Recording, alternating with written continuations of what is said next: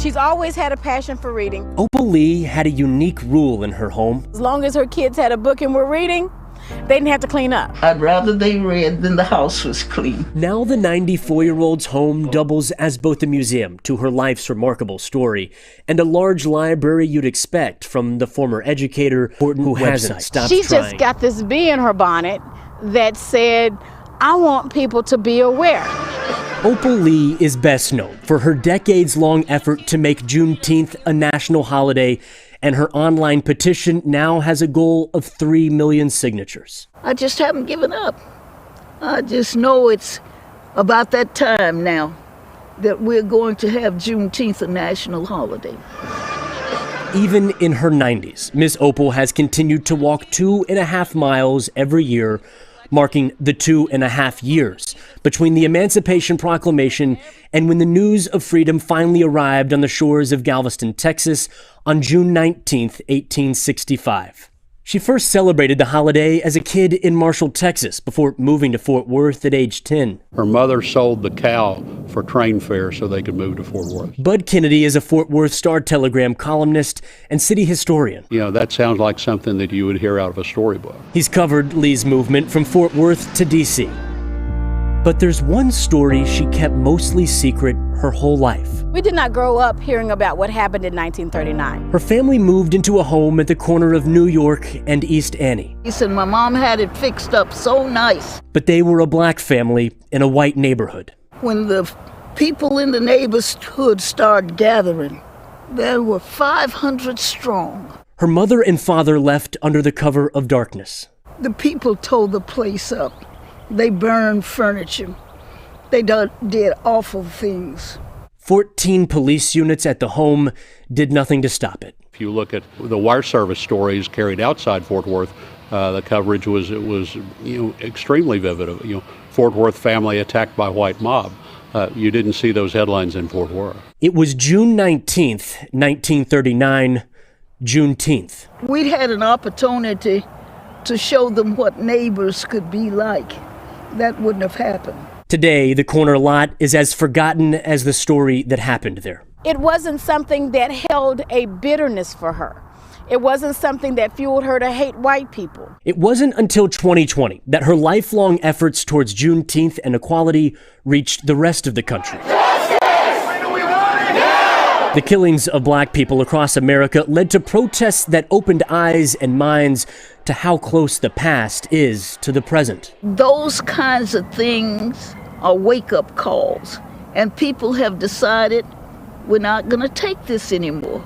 The petition went from 80,000 signatures at the end of May to more than 800,000 by Juneteenth, and Miss Opal delivered 1.5 million signatures to Congress last fall. But a bipartisan bill to make Juneteenth a national holiday failed to move forward. And this is an educational opportunity for our country.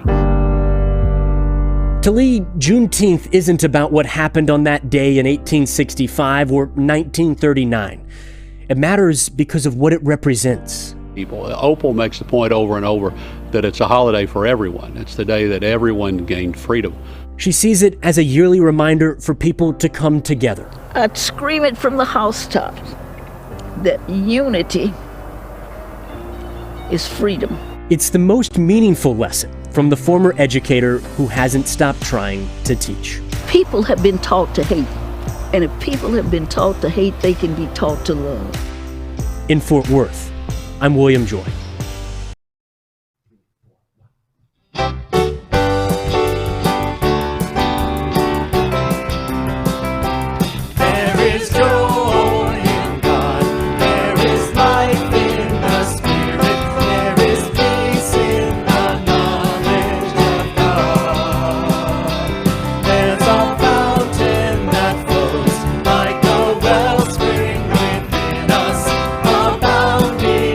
Love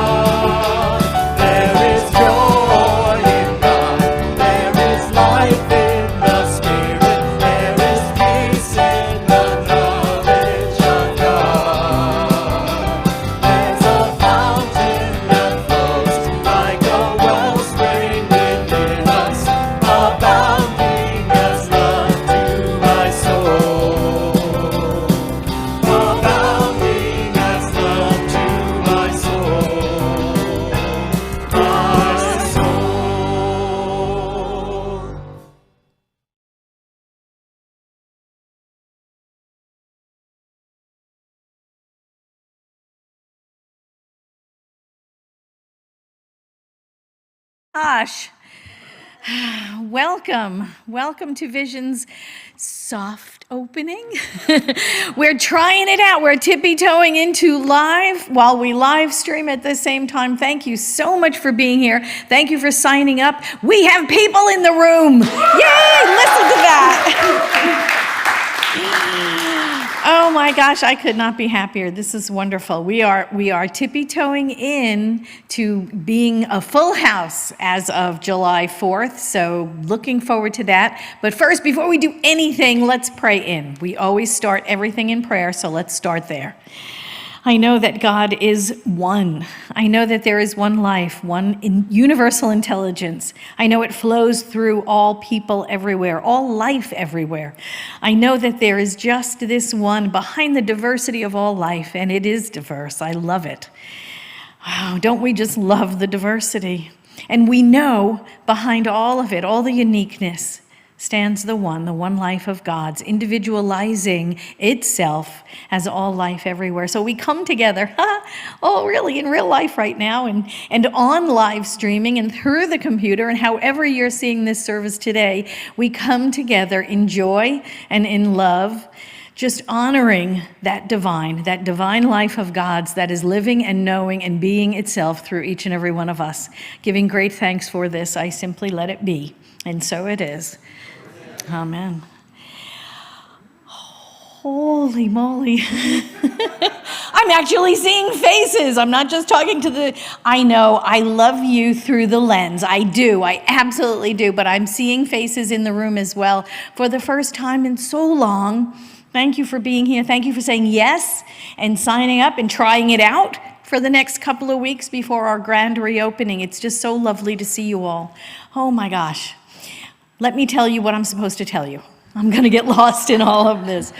We have practitioners actually in the room, and we have them online, and we're going to have them at the meet and greet room in the Zoom room after the celebration, and they are here to know the truth for us and to pray with us and for us all the time. And so after the celebration, go to the Zoom room. We have breakout rooms. We have practitioners who will meet with you one-on-one in those breakout rooms and do prayer for whatever. We know and accept that prayer changes things. So don't leave here today, whether you're online or whether you're in the room, don't leave here today without getting prayer support, because that's what we do. That is what we do here at Vision, and we know that prayer changes things.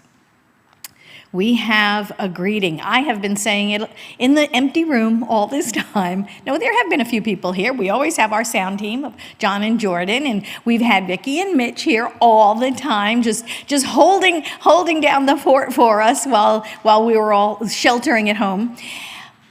And I've been saying that welcome alone, and now I get to say it with everyone in the room. Are you ready? Are you with me? Whoever you are and wherever you are welcome here. You are safe and you are loved. Holy moly, it is so great. It is just so great to see you all and to hear you all give that feedback. And right now what I'm going to do is turn it over to the celebration singers. They are going to prepare us for the centering song for our 5-minute meditation. Thank you.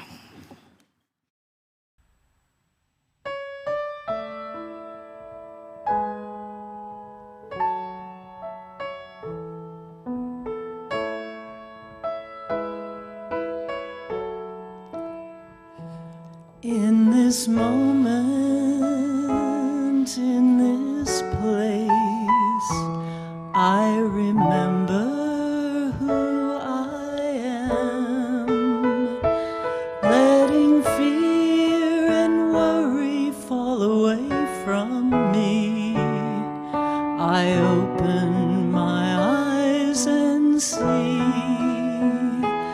there is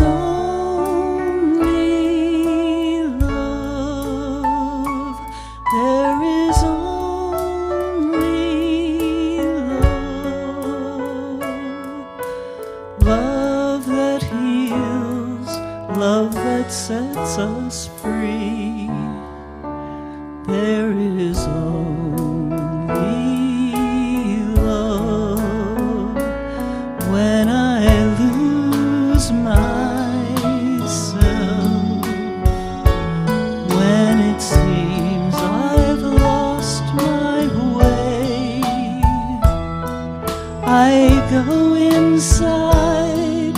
and quiet my mind, I can hear Spirit gently say, there is only love, there is only love, love that heals, love that sets us free. There is only love. There is only love. There is only love. Love that heals, love that sets us free. There is only love.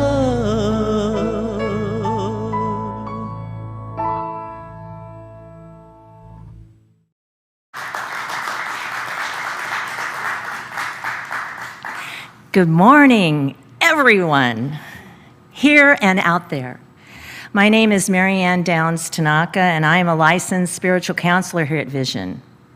Please take these quotations into your heart as we move into the silence and allow the tones of the bowl to bring you into and out of a 5-minute meditation. What is art? It is the response of man's creative soul to the call of the real. Rabindranath Tagore.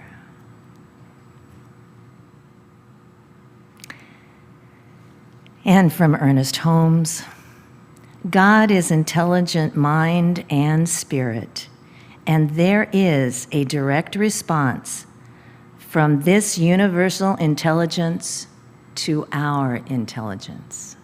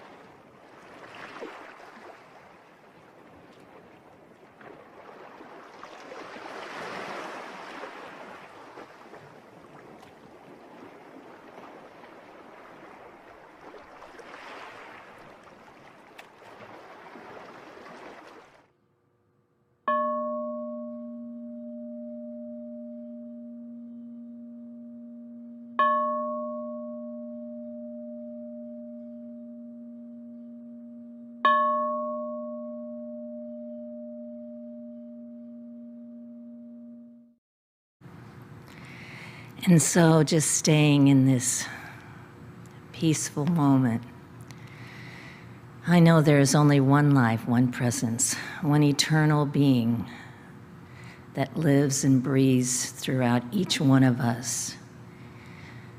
God is all there is throughout the universe and inside ourselves. It is only God. And I know that I am one with this power, this presence that gives life to everything in the far reaches of the planets. I know that I am one with this power right here and now. And as I know it for myself, I know it for everyone. I know for everyone that there's the power and presence that is just waiting to be expressed through each and every one of us. And so that I claim joy and peace and love and hope and wisdom. I know all of this for each one of us. I know right here and now that we are blessed this very day just knowing this truth. As we come together here to know this truth more deeply, to raise our consciousness, to deepen who we are, and know this truth from the inside out. I know that the Word of God is being expressed today through Reverend Patty and through our music. I know that we are simply uplifted and in deep connection. How sweet it is. So I just take this day and I hand it over to God, knowing it is all good, it is all one, and so it is.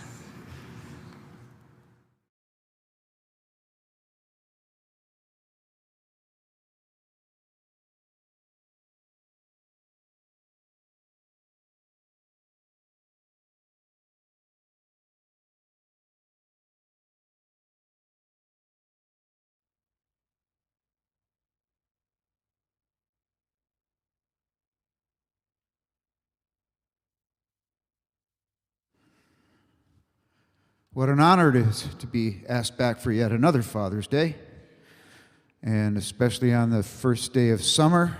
And to also, it's a treat to have my buddy Peter Bolland speaking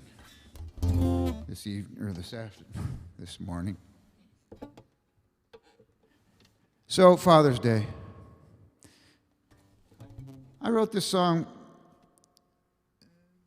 to express my idea of what fatherhood is. Having never been a father, I don't have that perspective, but I've known a lot of dads in my day. So I tried to make this song an amalgam of what I saw, what I experienced. So if you find your dad in there, there's probably good reason for it. Oh, the dad I had was a typical dad. He wasn't perfect, but he wasn't half bad. He's half of why I'm here, and for that I'm glad. Yeah, I'm lucky to have had the dad I had.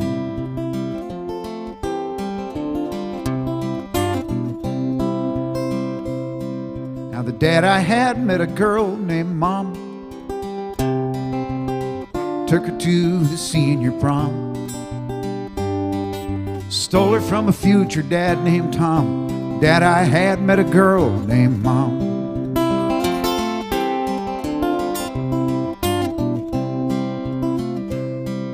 The dad I had worked all his life to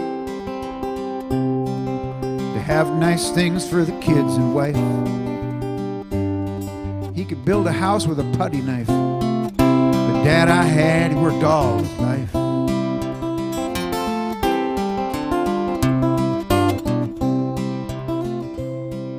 And the dad I had was awful smart.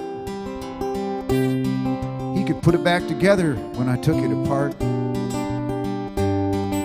He taught me how to whistle and to armpit. Oh, the dad I had, he was awfully smart. And he did the best he could with what he had. most of what he had, he got from his dad.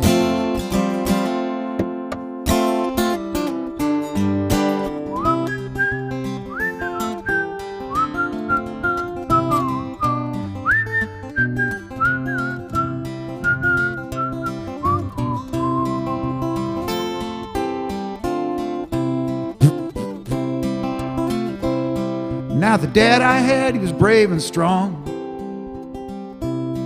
He could whoop 100 other dads all day long. But he never would have done it, see, it would have been wrong. The dad I had, he was brave and strong.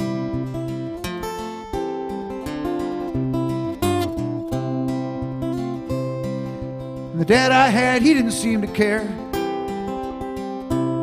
about the color of your skin or the cut of your hair. If you did your work, he'd treat you square. The dad I had, he always tried to be fair.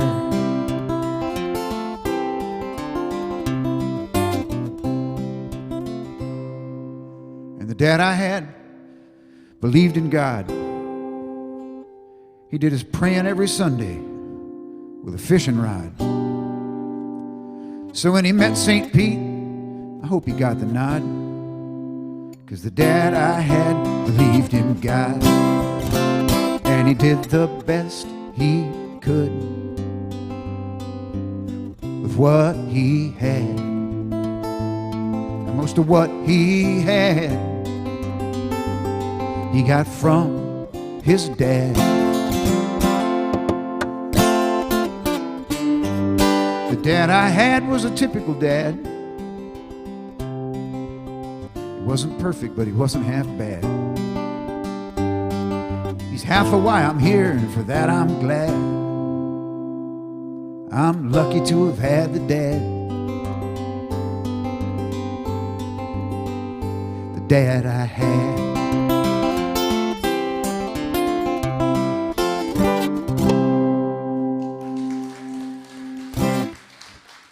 Thank you very much. Thank you. Here's Patty.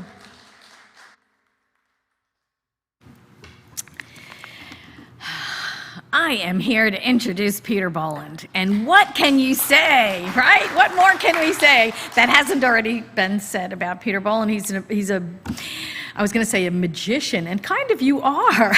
A musician, a philosopher, a deep thinker, an educator. I mean, he's everything. He checks all the boxes. And we love him dearly here at Vision. So I'm not going to wait a moment longer. Please welcome Peter Bolland.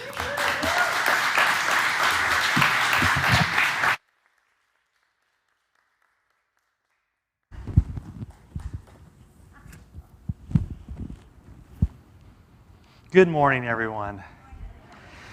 Surreal to be in this space with you today. I can't believe it. And the lucky few who got a reservation to join us.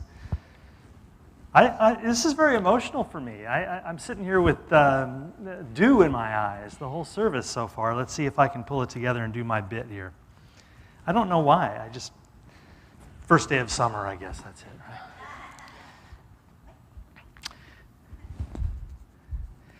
So yes, of course, happy Father's Day to all the fathers, and well, quite the celebratory weekend. You know, Juneteenth is a federal holiday yesterday. I'm feeling that reverberate out through all of us in ways I wasn't expecting also.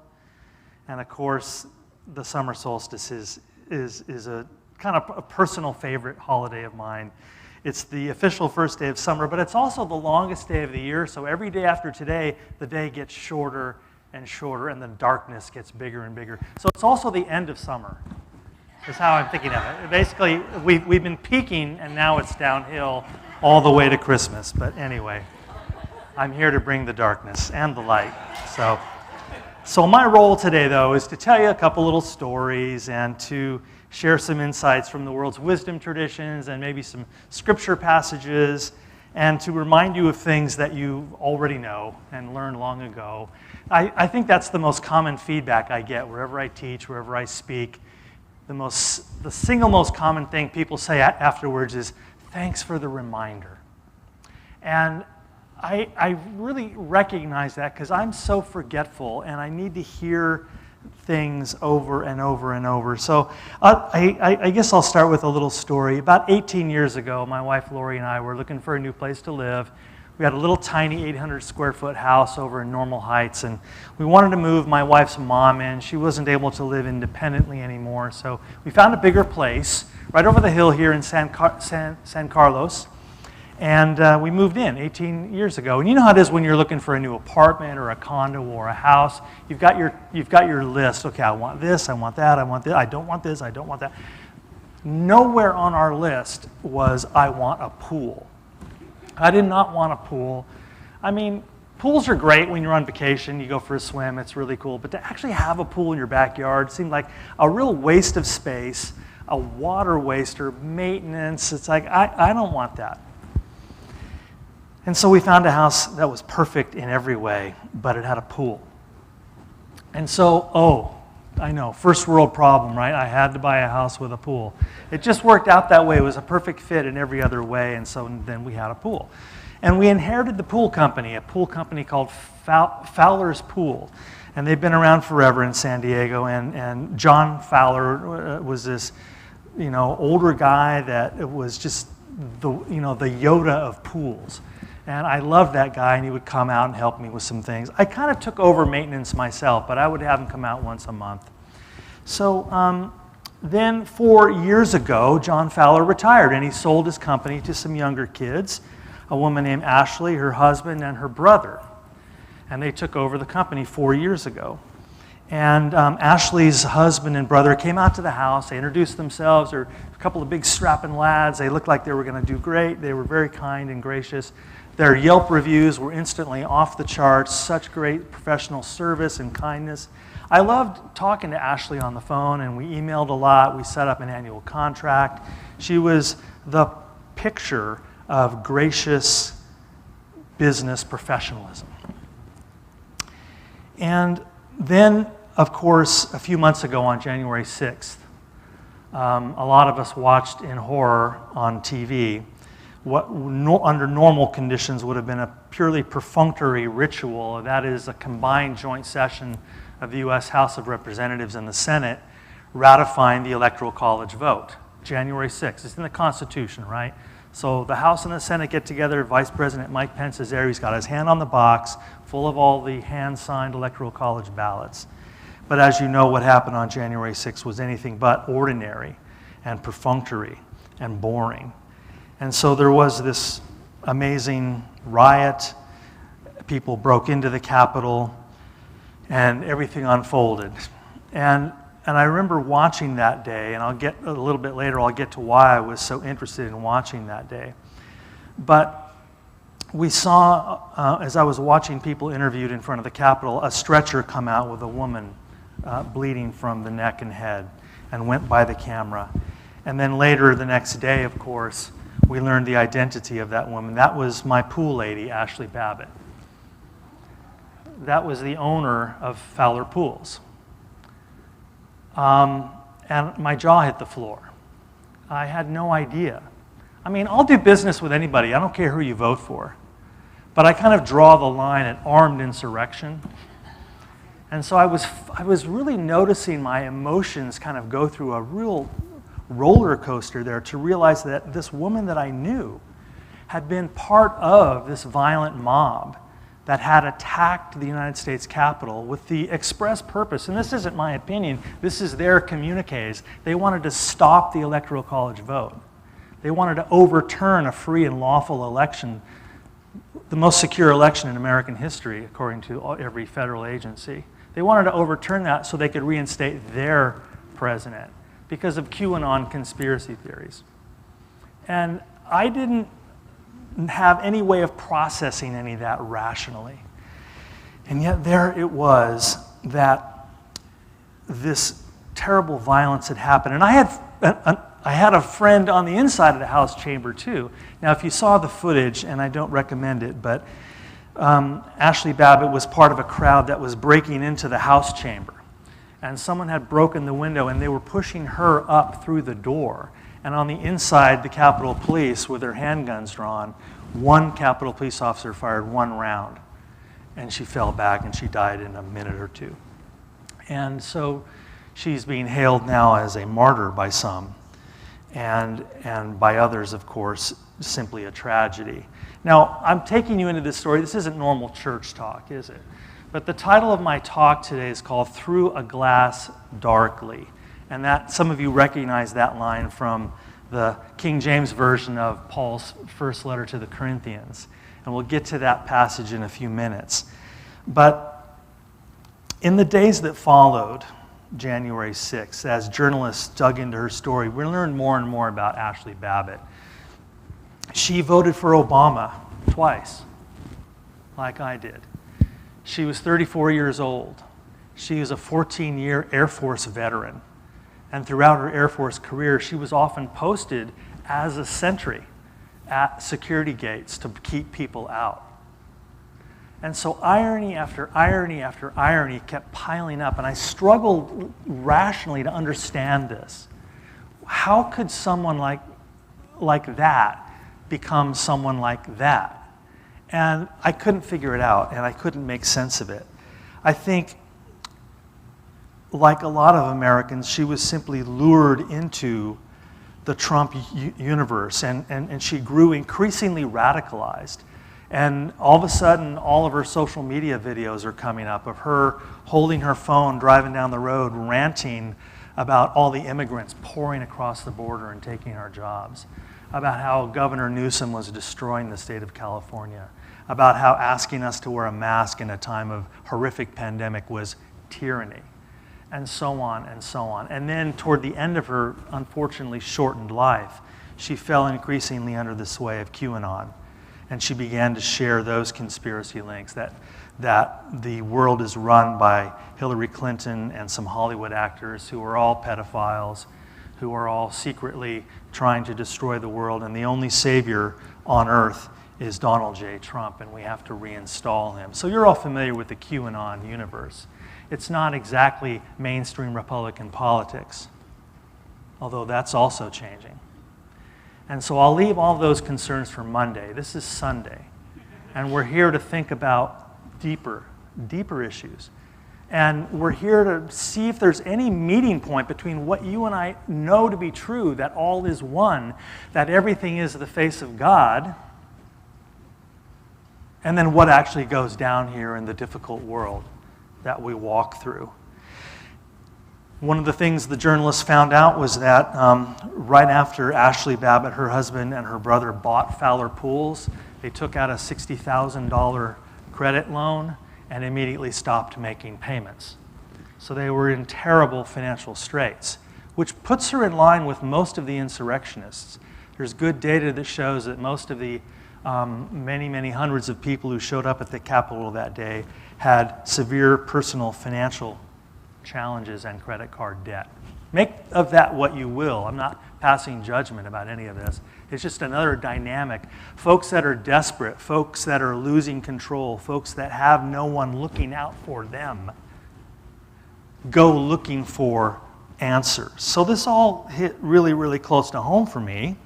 Some of you know this and where I'm going next. I had, and this is unrelated but very related, just through a long story we don't have time for, I got the honor and privilege of being one of California's 55 electoral college members.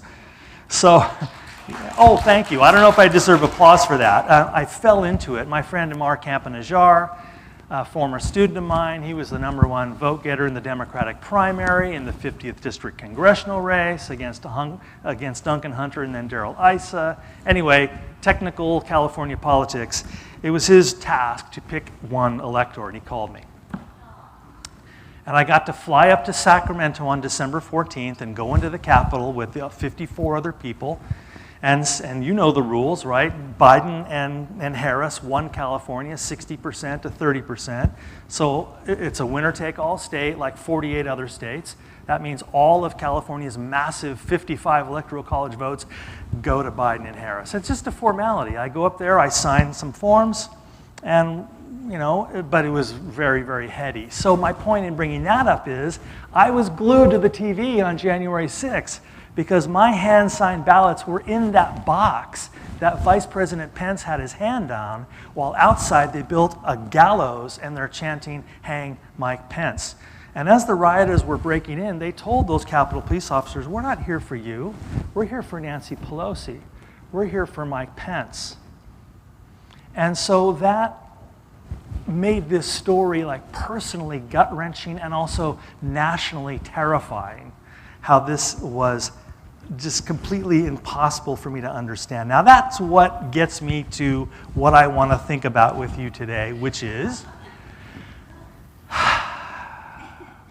what is wrong with us?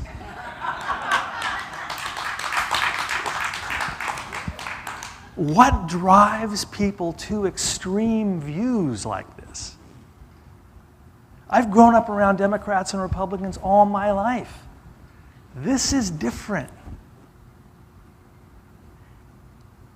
Or to ask it another way, what is so attractive about simplistic theories of everything? Like QAnon theories, where everything gets explained. Here's another way to ask it. And as a philosophy professor, this is like my business, right? Why are people so uncomfortable not knowing? Why are people so horrified of ambiguity, of two contradictory things kind of both being partially true? Why do people fear that so much that they run into the arms of any certainty peddler? Like the nameless guy who founded QAnon in his mom's basement and types away on a keyboard and invents all these crazy lizard people theories that for some reason actually catch. And I'm sure he's more surprised than we are, whoever that guy is. Ashley Babbitt is a mirror held up to all of us. And my initial impulse was to be angry with her, was to be enraged with her. How dare those people do this? You've been in the Capitol if you've been to DC. This is a shrine. They were wiping fecal matter on the walls of this shrine. This was a desecration and not a tourist visit. And that makes me wonder, it isn't just them or her, it's me. Why am I so convinced that I'm so rational? But it's clear that I'm not, that I'm just as susceptible to irrationality. You know, the Jewish Book of Wisdom puts it this way, that we do not see the world as it is, we see the world as we are. And that old Talmudic idea is a really modern understanding that you and I think that we're being objective, but objectivity is a myth. I can't not be a straight, cisgender, white male. I can't step out of the universe and look at the universe from some objective, neutral stance. We know now that that's impossible. Because I have been, my whole consciousness, the whole grid through which I see the world has been built brick by brick, moment by moment, for all 62 years of my life. I have been acculturated to the core. And I see the world as I am, not as it is. Or as St. Thomas Aquinas put it, a thing is known according to the consciousness of the knower. And we're all doing the best we can to understand this mysterious world. But we're all looking at it through a grid, a distorting lens, and none of us has the whole picture. Or, as Paul put it in his first letter to the Corinthians, for now we see through a glass darkly. And here's what I learned from Ashley Babbitt. To be aware of my own black and white thinking. To be aware of it.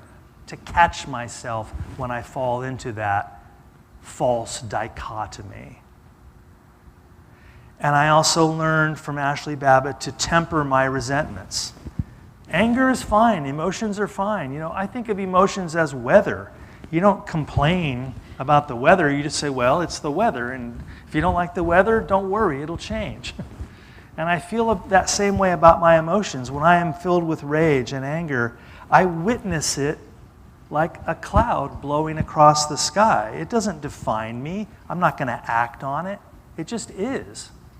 And it'll be gone soon. And not to base my actions on it. You know, according to news reports, her husband didn't even know that Ashley was going to D.C. She was just gone for a couple of days, and then he saw her on TV. So I don't know what that means about a marriage. I don't know what kind of woundedness she brought into this life, into this world. I don't know what kind of chaos she was experiencing personally, spiritually, philosophically, that drove her to this, to her, very attractive idea. I remember talking to my friend Mark Campanajari, who was trying to run for Congress in the 50th, and he was really trying to reach out to independent voters.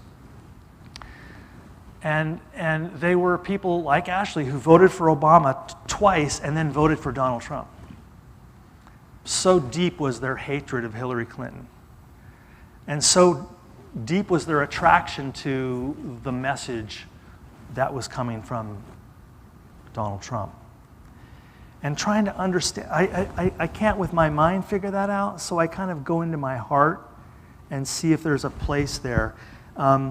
I was interviewed for something the other day, and the journalist asked me, I guess she thought I had an answer to this question. Little did she know I did not. She said, how do we repair this broken, fractured society and put it back together? And I said, I have no idea. And that's the illusion, isn't it? You know, folks like me who are invited to come up and speak from podiums like this, there's the illusion of authority, that I have some particularly important idea to convey that you haven't thought of yourself. It's a circus act. I am a magician in that sense. There is no rabbit in the hat. But I know, I don't know how to rebuild this fractured society, but I know how to begin. I know what the first step is. And it's a simple word, you already know it, empathy. Empathy. And that's been my journey with Ashley Babbitt, trying to figure out how she and I are the same. I don't need to punish her, she's in her grave. I don't need to feel righteous about her. We won for now.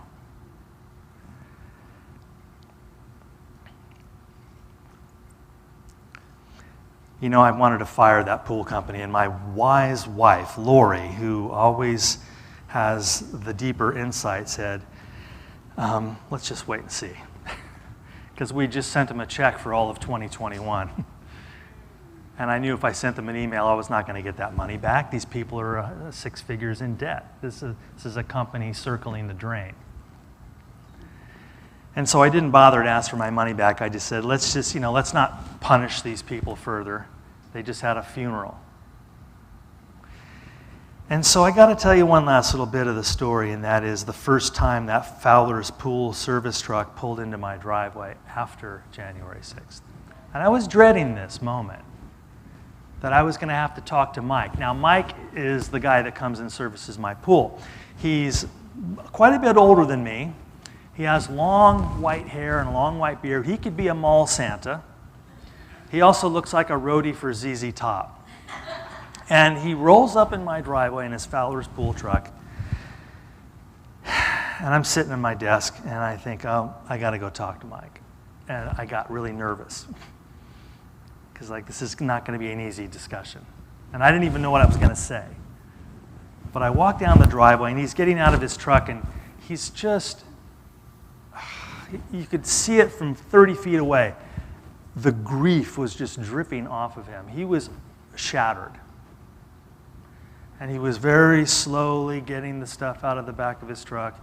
And I thought, and it just broke my heart. It's like this guy is a true working man. He's just got to get back to work. And I walk up to Mike, and he's looking at the ground. He won't make eye contact with me. He knows that Fowler's Pools has been all over the media for weeks. He knows, in fact, they got rid of all those trucks. They drive blank trucks now.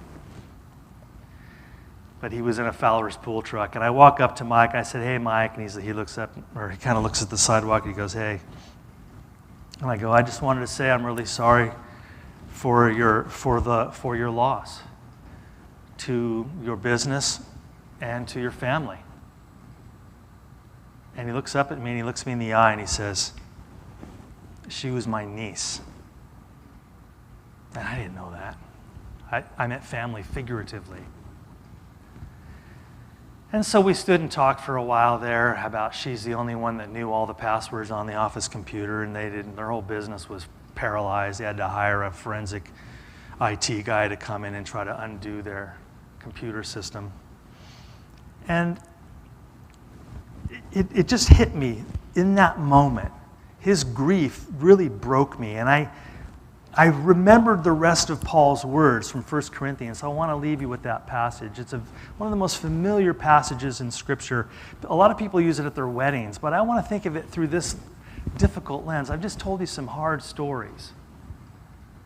This is emotional stuff. So I think Paul's words are going to be a salve to the wound. This is how Paul put it, 1 Corinthians 13. He said, "If I speak in the tongues of mortals and of angels, but do not have love, I am a noisy gong or a clanging cymbal. And if I have prophetic powers and understand all mysteries and all knowledge, and if I have all faith so as to remove mountains but do not have love, I am nothing. If I give away all my possessions, and if I hand over my body so that I may boast, but do not have love, I gain nothing. Love is patient. Love is kind. Love is not envious or boastful or arrogant or rude. It does not insist on its own way. It is not irritable or resentful. It does not rejoice in wrongdoing, but rejoices in the truth. It bears all things, believes all things, hopes all things, endures all things. Love never ends, Paul writes. But as for prophecies, they will come to an end. As for tongues, they will cease. As for knowledge, it will come to an end. For we know only in part, and we prophesy only in part. But when the complete comes, the partial will come to an end. When I was a child, I spoke as a child. I thought like a child. I reasoned like a child. When I became an adult, I put an end to childish ways. For now we see through a glass darkly, but then we will see face to face. Now I know only in part, then I will know fully, even as I have been fully known. And now faith, hope, and love abide, these three, and the greatest of these is love. And standing there in that driveway with Mike, I saw a crack. I saw an opening whereby we might begin to reconnect with one another. And it is through love. And that's not a long conversation. It's a fleeting, experiential moment of oneness, of connection. Because there is only love, there is nothing else. All of the rest of this is just a fumbling in the dark. Ashley was scared. She perceived her life to be in a vice grip that was tightening and tightening and tightening and tightening. She had nowhere to go. She was hurting. And we know that wounded people wound. She was lost. She was vulnerable. She got sucked into the big lie. And she is not my enemy. She is a pitiable figure, not from a condescending higher place, but from a place of deep recognition about my own pitiableness, my own confusion.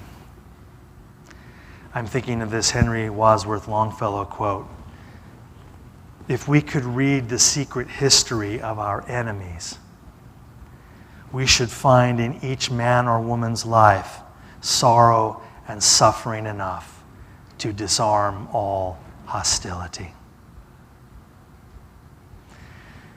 So I don't come here before you today with grand solutions or easy answers, but I thank you so much for the opportunity to tell that story publicly and to simply feel with you the rawness of both the peril and the promise before us societally and also individually. And I thank you so much for opening the doors of your spiritual family for me to come in and feel the love that you build here with every breath. So namaste.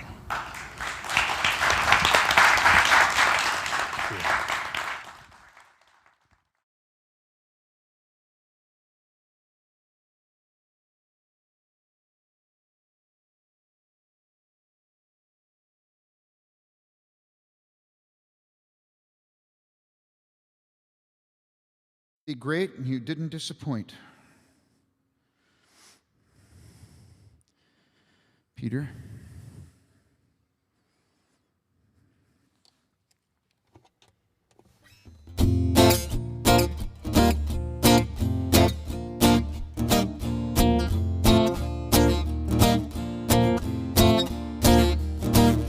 Some are light, some are heavy. Some drive Ford, some swear by Chevy. Some are brilliant, some just smart. They all hold a special place in our heart.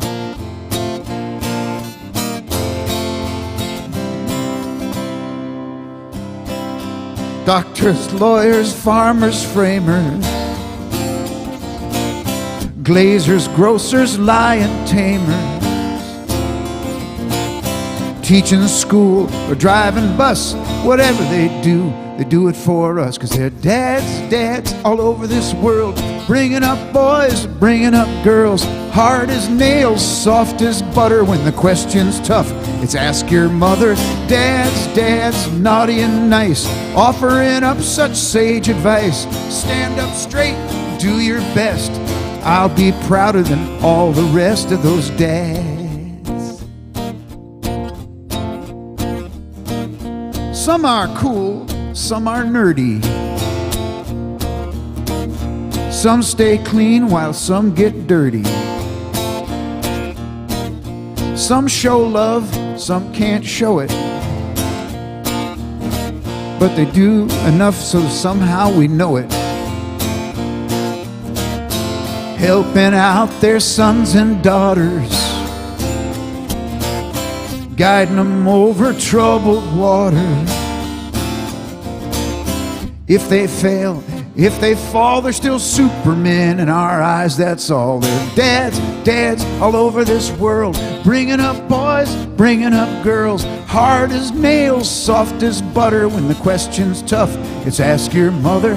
Dads, naughty and nice, offering up their sage advice. Stand up straight, do your best, and I'll be prouder than all the rest. You say you and your daddy never did get along, but your mom couldn't make you by herself. So let's just sing this song for the rest of those dads.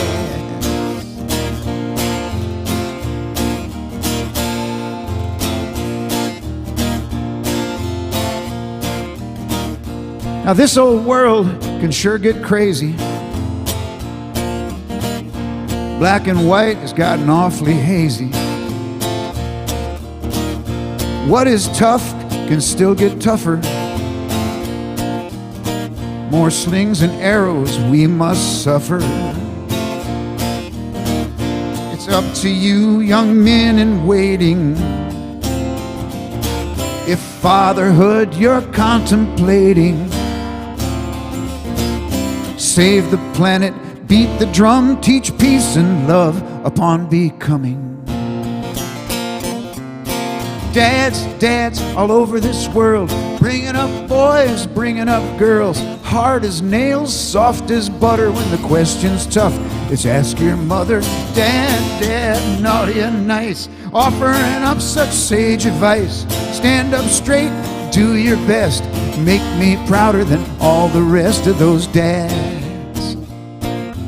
Dads, those crazy dads, hard-working dads, old softy dads, lawn mowing dads, gone fishing dads, philosopher dads, beer drinking dads, smart thinking dads, sport shouting dads, mom loving dads. Pull my finger, Dad! I'm talking about Dad.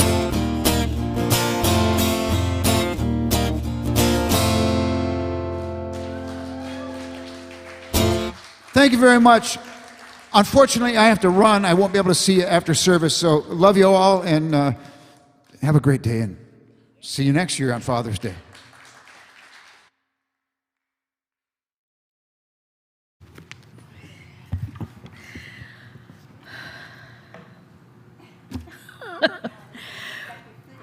Yeah, it takes me a while to get up here. Wow, I'm just so impressed by all of us. Thank you, Joe, that was wonderful. I love the dad songs. Don't you love the dad songs? Yay. Oh my gosh, and Peter, thank you for sharing from the heart. I mean, it just really makes us all think deeper thoughts. Thank you so much. Now is the time for our conscious circulation. This is our opportunity to give back to those people, places, and things that support us. We have our boxes out by the doors, so because we're not going to pass the baskets, we're not doing any of that yet. We're tippy-toeing into this being together socially. So those boxes are the appropriate place for your donations. For everyone online, you know you've been doing it for a year and a half, and we are so grateful. Oh my gosh, you've been supporting Vision and this ministry so well, and we're thankful and grateful to you. So if you are choosing to give today, thank you so much. The Core Council and I are grateful. It allows us to do what we do within these walls and through those wires and through technology. We've remained together all of this time, and it's been a blessing. I know it's been a blessing to me. So if you are choosing, thank you so much. Let us go into prayer and know the abundance of God. We know it is a quality of God, just like beauty and power and peace and wisdom. We know that that quality called abundance flows freely from Spirit to us, through us, as us, around us. We give graciously all the time. We accept gratefully. We give graciously. We remain in that cycle of giving and receiving. We know it is eternal. We know we could never outgive God, even if we tried, which we do sometimes. But we give great thanks for all of this good that there is and all of the good that we do, knowing that abundance is a quality. So we give thanks for that. We know it is so, and so it is.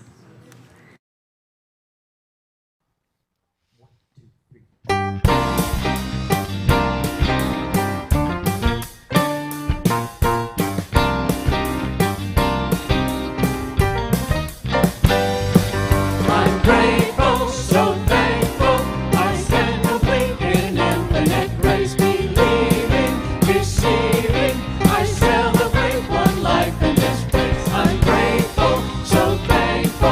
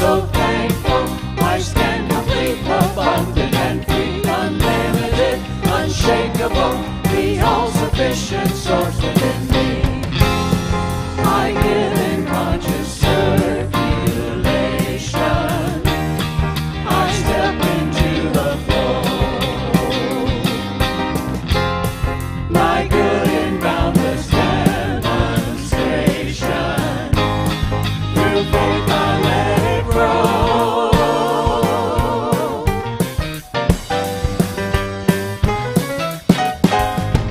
I'm grateful, so thankful, I stand complete in infinite grace, believing, receiving, I celebrate one life in this place. I'm grateful, so thankful, I stand complete, abundant and free, unlimited, unshakable, the all-sufficient source within me. I'm grateful, so thankful. I'm grateful, so thankful. I'm grateful. Yay. And I am grateful. I'm grateful for our celebration singers. They just never let us down. They're always uplifting. Thank you so much for that. I want to remind you, this is normally the time for our Miracle Minute, and what I want you to know is I want to see those Miracle Minutes in my inbox. I want to see some more demonstrations of answered prayer. Rev Patty at visioncsl.org. No, .com. Yeah, .com. Oh, is there one? There's one in the room. Hang on. Let me hear it quick. Yeah, no, you're going to tell me briefly, and then I got to have to say it. Yeah. Yeah. Yeah.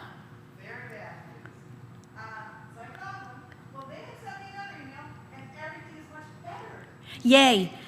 She had original airline tickets, and they got canceled, and the ones she got are even better.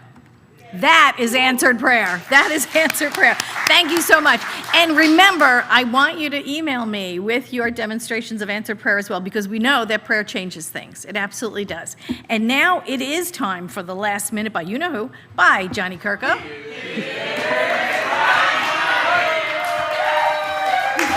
Look at these smiling faces in this place. I'm spitting and it's all illegal. How you guys doing? My gosh, I love you guys. I have missed you so much. I'm just going to sit and look at you for the rest of the time. Hi, everybody out there in internet land, too. Welcome. Well, it's the last word with Johnny Kirko. I cannot tell you how much I love hearing that. I'm just going to copy it, and each morning I'm going to hear it in the morning so I can get to hear you guys saying that. So, Vision Meet and Greet right after our celebration. We're still doing that online. If you guys want to come and say hello to other people who are online, come and say hello. We got practitioners available as well. They'll do one-on-one prayer with you. So that there's the links right in there on Facebook or on our website. Join us for that. Coffee Connection every Monday through Friday at 8:30. It's led by Reverend Lori Sheets. And we have a group of people come in and just say hello. Join us for that. Links are also on the website. Uplifts are Monday, Wednesday, and Friday, led by Reverend Patty Paris. We start at 1 o'clock Pacific time. We're also on the web, also Facebook and YouTube, so join us for all of those. So Mr. Joe Rathburn, how about Mr. Joe Rathburn today, huh? This Thursday, he's got a folky monkey, and we have John Foltz who's going to be here with us. John Foltz is going to be playing this piano over here. He's going to be good. He's doing the music of Neil Diamond. We'd love to have you guys here. You can join us. They're going to have people in the room as well as online, so they'll be available for both. Reverend Patty Paris is starting up a class on July 7th. It is Living Emma's Lesson, so it's, right? What do you call it again? Emma what? Emanation. Emanation. She's going to create an emanation. Don't you love that? Sign up on the web for that. There's more information. It's going to be a day class. Starts at 10 a.m. on Wednesdays, just starting July 7th. Love to have you be a part of that. So the matching fundraiser, it's our year-end fiscal. I want to thank everybody who's already supported us in that. We have somebody who's willing to give us up to $5,000. So anybody who wants to give towards the matching fund, they'll match it. If we can get it up there, it'll be $10,000, and it'll help us getting into the black for the rest of this year. And the fiscal year ends at the end of the month. So thank you very much if you've done that. If you haven't, there's links on the website. Join us for that. Love to have you be a part of that. Next week, Reverend Patty Paris will be back. Her talk title is Soul Stuff. Soul Stuff. And the music's going to be all of the music that we've done during our social distancing, all of the best. I am going to bring back music. So if you guys have recommendations and you want to hear some songs that you've heard over this last 15 months, let me know. We're going to add them into it. We're going to do it for all the celebration songs, all kinds of stuff. So if you got Peter Mayer, Eddie Watkins Jr., whoever you want, let me know. We'll put them up there. So next week, the hybrid service is on the 27th. If you want to join us for that, we're still going to have 30 people, up to 30 people in the room. Sign up there online, go to the website on the calendar on the 27th, put your name and number in there, and we'll have you and be a part of that, like those wonderful souls who are here today with us. And we are officially opening on July 4th. So July 4th is going to be our grand opening, grand reopening. It's Billy Francis' birthday, so why else would we not want to be here? So there's no sign-up sheets for that. You just show your little tails here, and we're going to hug all of you. Love you guys. Love to see this group. Thanks, guys.